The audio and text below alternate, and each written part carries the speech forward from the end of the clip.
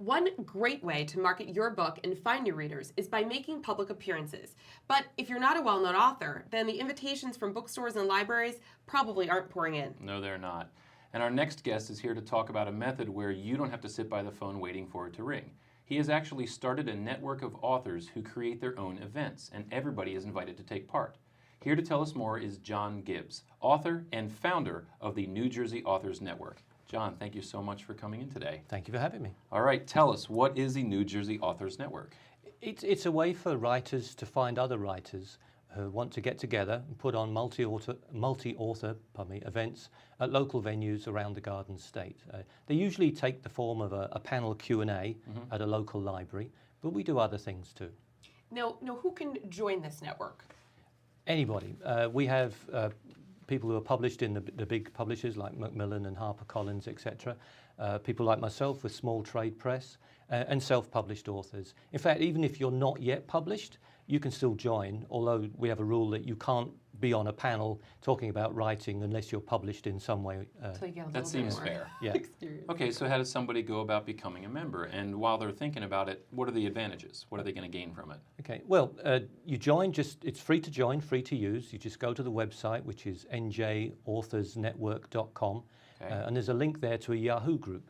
So you just need a Yahoo ID, which again, they're free, and basically once you do that, you're in. The benefits, I would say, in a nutshell, is you're going to be able to put yourself in front of potential readers. And sometimes that's because you've done a panel Q&A. As we've grown, we've got over 250 members now, we've started having venues come to us saying, have you got any authors who'd like to take part in a book fair, or we're a book club, we'd like someone to come and visit, we're doing an author lunch, would you like someone, we'd like someone to come and visit. And we have two systems, one for setting up an event, and the other system is for people who've come to us. Sounds like you're getting some success and a little bit of notoriety already. Well, yeah, hopefully not too much notoriety, but yeah. Now, libraries and bookstores normally go for well-known authors. What's the advantage in choosing a lesser-known author? From the library's point of view, realistically, much as they'd probably love to have J.K. Rowling come, even if she was available, they probably couldn't afford her. They have a very limited budget, and we are extremely good value because we don't charge. What we say to a library is, hey, if we put on a panel Q&A, let's say we're talking about a generic subject of writing, a typical panel for us would be, I finished my first draft, now what? And then we have 4 or 5 authors will come along, there'll be a set of 4 or 5 questions, and then we open it up to the audience. So local writers who may never have seen a panel Q&A, because it's the kind of thing you get at a writing conference, but you wouldn't necessarily get it locally. They get a taste of what it's like. They get to talk to people who've a little bit, hopefully, further along the publishing ladder or further up the publishing ladder than they are. So from a library's point of view, there's an event.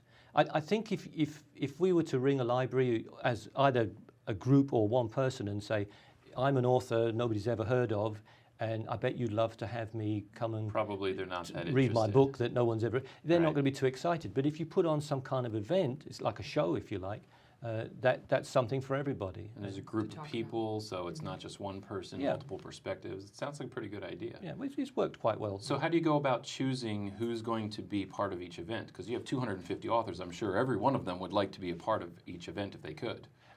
Actually, it's realistically, you get a group of 250 people. Imagine a PTA with 250 people. You are not going to have 250 PTA members champing at the bit to get on with the next thing. So there is a percentage that are interested, and obviously location has a lot to do with it. But if it's a panel Q&A, so say I've called a local library and I've explained what we're doing, and we'll set a date, we'll set the theme, and I'll just post a message on the Yahoo board saying anyone interested. And generally it's first come, first served. If it's the venue contacted us, like for example last month Barnes & Noble in Holmdel had a Meet the Authors event. What happens there is I ask who's interested, and the ones who are interested I'll forward, I call them author one sheets.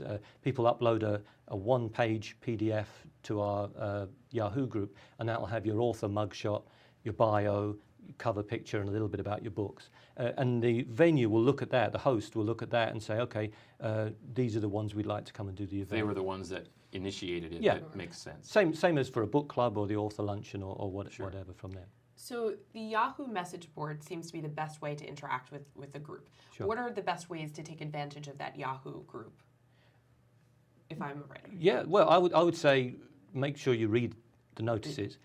Because we've got so many members now, Don't just scroll through. you'd Read be surprised it. because with Yahoo you can say, I just want a daily digest or something, and we all get so many emails. It's very easy to go, oh, here's the latest bunch of emails from Yahoo, and you don't read it.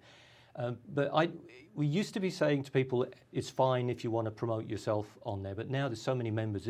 If we were all posting about the sale on our latest book or our latest blog post or the latest review someone gave, that you'd get lost in all of it. So be professional with it. Be engaged, be friendly, and daft as it sounds, make sure you put your name on any message. It's surprising how many people say, I'd love to do that event. I teach middle school. I'm not surprised by that at all. And the username might be, I don't know, Snowy123 or something. And if you know that that's the book somebody wrote, that's fine, but you don't. But yeah, just be professional and I guess just like in life, isn't it? Okay, so after an event is scheduled and the people have been selected, what's expected of them when they actually arrive? Okay.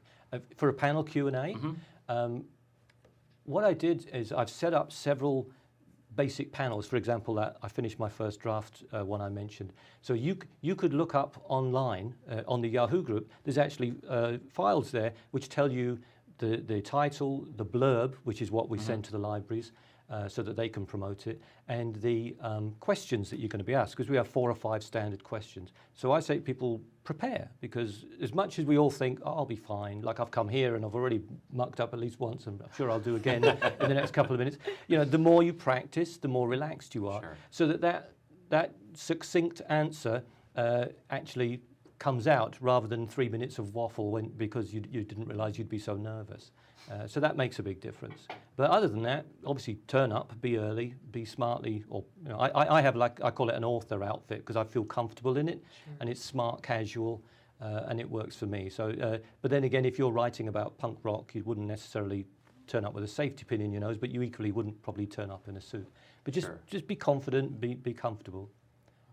When you're actually at the event, I think sometimes I think it's tempting to say, I'll pitch my book every 5 seconds, because you feel like if you mention your book in every answer, you're talking about writing the first draft. It's really easy to say, when I was writing the first draft of my book, which you can buy on Amazon or whatever, but I've been to a lot of big writing conferences and I've seen speakers do that, and it's a real turn-off. It actually has the opposite effect. I think people are more interested in getting engaged with the person, and if they like the person, they'll become interested in the books as well. Absolutely. I always tell people it's not about you. If you can, it doesn't sound logical, but if you forget about your book and just focus on giving them what they want, some useful information, you get what you want by giving other people what they want.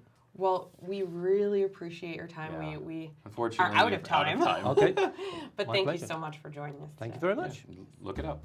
New Jersey Authors Network. Thank you.